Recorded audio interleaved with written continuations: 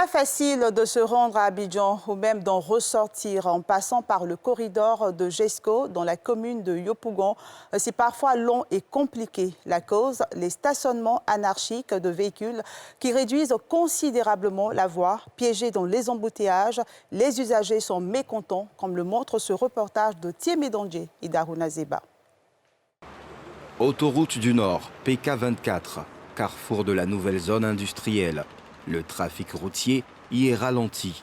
En cause, le rétrécissement de la route de 3 fois 2 voies, dont un pan est obstrué par des véhicules poids lourds à l'arrêt. Même constat à quelques 300 mètres de là.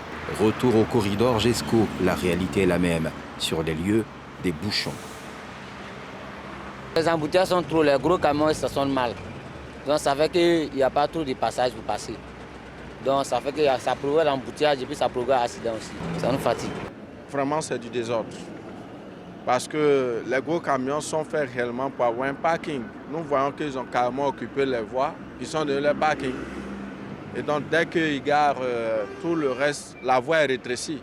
Au carrefour d'une autre zone industrielle, sur le flanc droit, les autres usagers de la route sont pris dans le piège des stationnements à des endroits indus de la voie. Au milieu de la route, là, c'est pas prudent. Il peut se passer beaucoup de choses aussi. On ne sait jamais. Parce que souvent, si le pneu se casse, au moins que non, en fait, tu veux pas à côté, un gros camion t'allais toucher encore. C'est le même accident là. Au-delà des chauffeurs qui vivent cette situation au quotidien, c'est aussi une préoccupation pour les transporteurs. Ça nous crée un désagrément incommensurable. Parce que d'abord, à l'entrée, vous voyez quelqu'un qui a parcouru plus de 800 km à 900 km depuis le matin à 6 h du matin dans le car, arrivé à Abidjan, il n'arrive pas à rentrer. Ce désagrément-là, il est incalculable. Et le temps que ça nous prend. Les gros camions font des stationnements sauvages à ces mêmes endroits de Jesco. Ils ont des grands parkings, à vrai dire.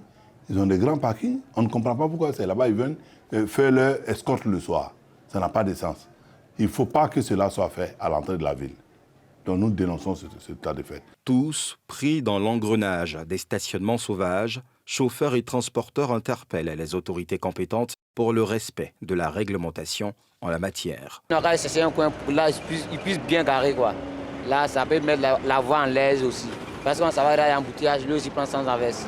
Tu vois, ça, ce n'est pas bon du tout. Si on peut trouver un parking dans la zone ici, pour les aider à parquer là-bas, comme ça la voie pourrait être dégagée. Le cas Jesco, j'espère que les décideurs de la gendarmerie et de la police vont se saisir automatiquement pour démanteler rapidement et fluidifier ce carrefour-là, cette entrée importante de la ville d'Abidjan.